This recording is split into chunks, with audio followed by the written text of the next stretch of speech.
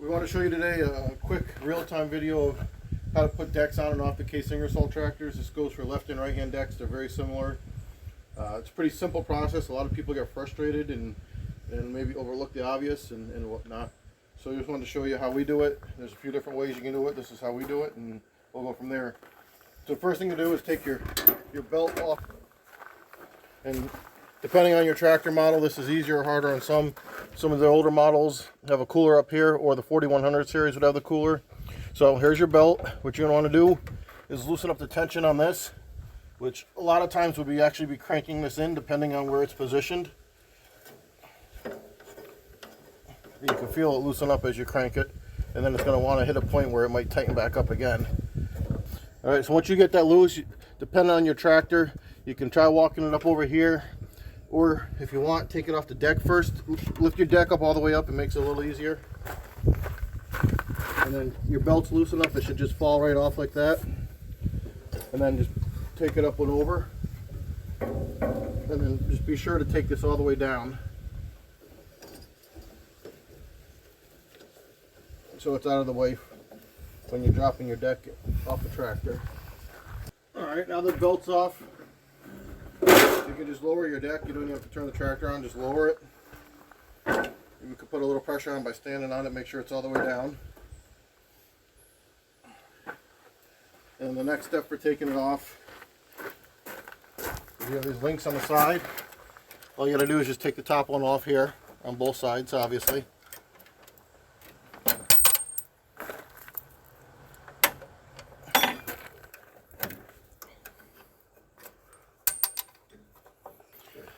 And now what I usually do is just give the deck a little tug forward.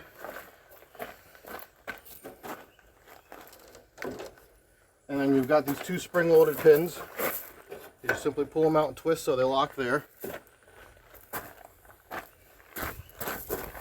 This one's going to have a little pressure on it, so just be mindful. And the deck's off. Alright. Pull your belt clear. And this is where there's different ways to do this. So if you want, you can unpin your mule drive, take the mule drive off the deck, slide the mule drive forward, slide the deck out sideways. Some people do that. What we usually like to do is chalk up the block in the back of the deck however you want to choose. You can go on the wheels, or you can go underneath here in the center.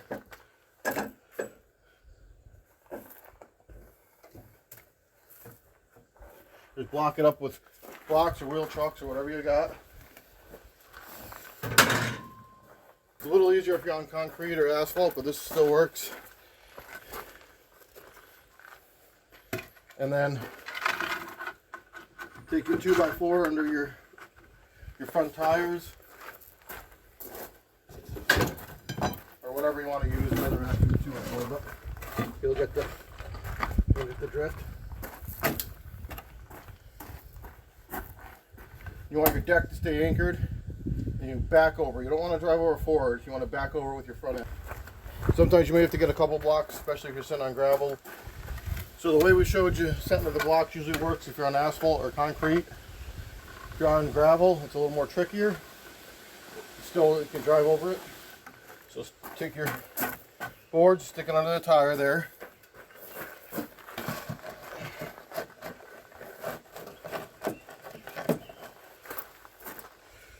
And then now, because the gravel, everything gives a little bit more, just set yourself up a set of ramps. And this will help keep the deck in place. The problem is the deck slides on gravel usually. We move the wheel checks out here. But usually just set yourself a set of ramps. And what that does is that helps the tires get up over the deck a little bit, but as the tire hits here, it's putting pressure on that deck to keep it in place. That's really what you need to do.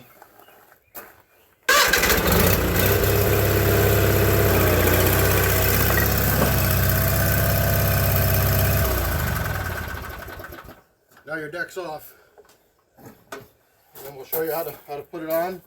It's basically the opposite. You drive over it and hook everything up, but we'll show you that in a minute. Alright, so this is going to be putting the deck on. I'm going to show you, I guess, the magic for doing it, the tricks. And a couple things I want to talk about first. These late model right-hand discharge RM decks have two different style mule drives. With this style one, and the other one looks more like the old one where this is just a straight piece here and goes up.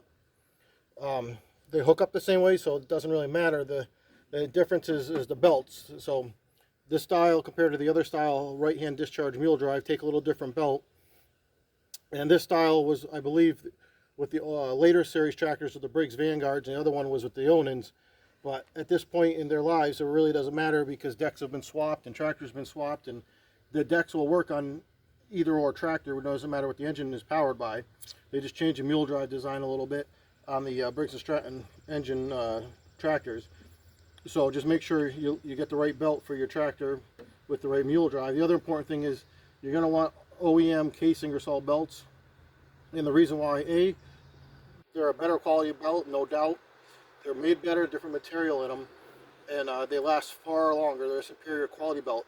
But the other big thing is these are 9/16 wide, where any of your local belts you're going to get at an auto parts store or a tractor store or what have you is either going to be 1/2 inch or 5/8, and they're not going to ride in the pulley the correct way. They're not going to sit in there all the way down if they're too big, or if they're too small, they're going to go too far in. And what that's going to do is going to wear your pulleys and wear your belt faster, but it's also going to change your RPM in your deck, believe it or not.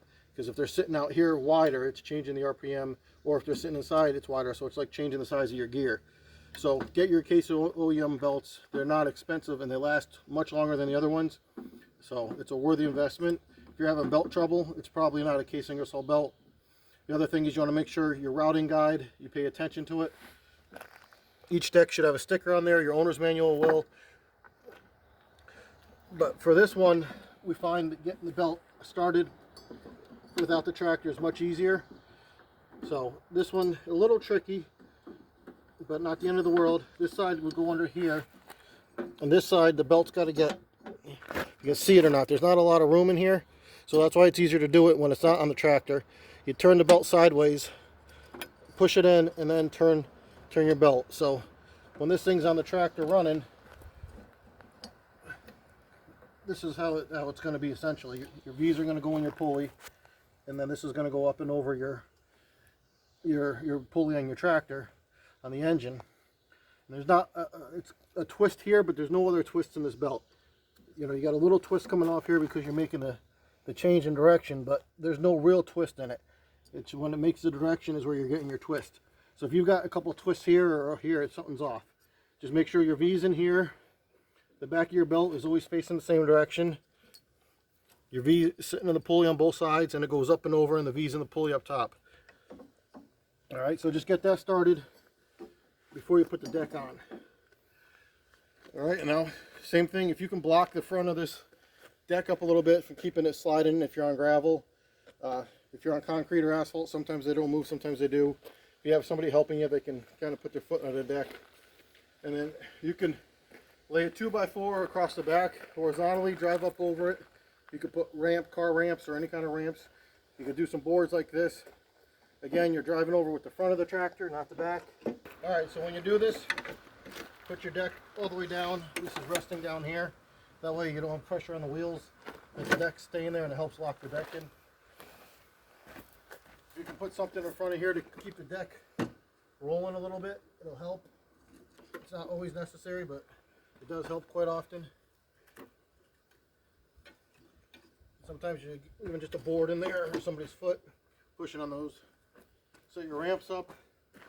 Like I said, anything to just get you up and over. It will climb without ramps, but it's going to have a tendency to want to push the deck.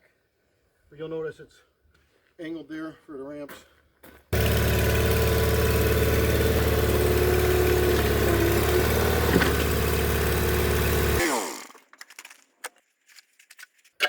Okay, so what we're going to do is have the tractor on, so I'm going to explain to you. Next step is to hook these lift links up. Make sure you got your deck positioned about center. These lift links will get hooked up first. Then we're going to use hydraulics to pick the deck up and walk the cradle of the mule drive into where it belongs. So you've got pins in here. These back notches of the mule drive go into those pins first. Then we're going to rotate this up. And then these are going to go in here with these snap pins. So as we're lifting the deck up, this is going to come up here at an angle and it'll start rotating itself a little bit, and then you're going to walk these back pins on here, and then the top pins in here. So first I'm going to do these lift links. And we'll do the lift links. You want your hydraulics all the way down first.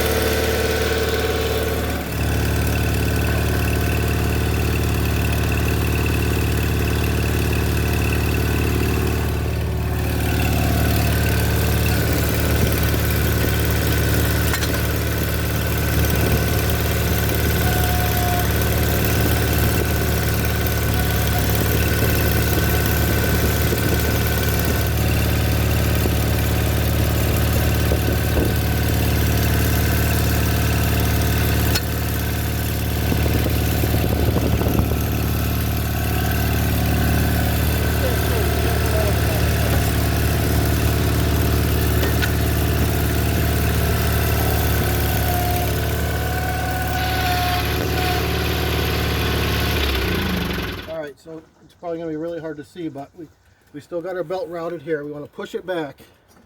It needs to go behind this axle to be in front of this bar here. You want it close between the pulley and the bar, not under this bar. You'll rip belts, and obviously it's got to be behind this axle. Try to keep it up in the correct orientation without twisting it, but you're going to do what you do. Be careful, your muffler is right above this PTO here. And you don't worry about putting it on this right now. They can go off of there to get your slacking you need. Just try to keep it close to being where it needs to be in the pulleys. The belts are stiff, especially new, but just bring it up and over. And again, the V has to be down in that notch.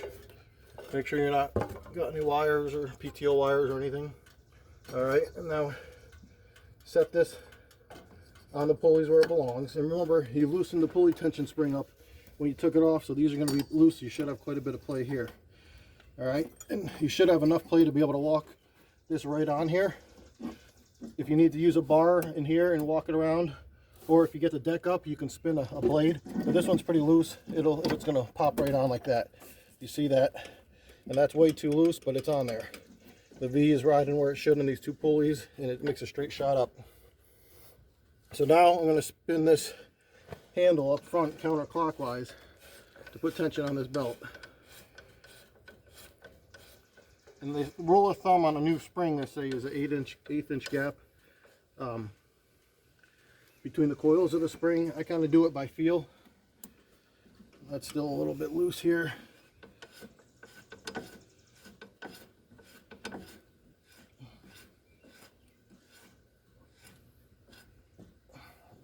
A little bit of an angle here, but it might be that might be about right. It might be a hair tight, but we'll see.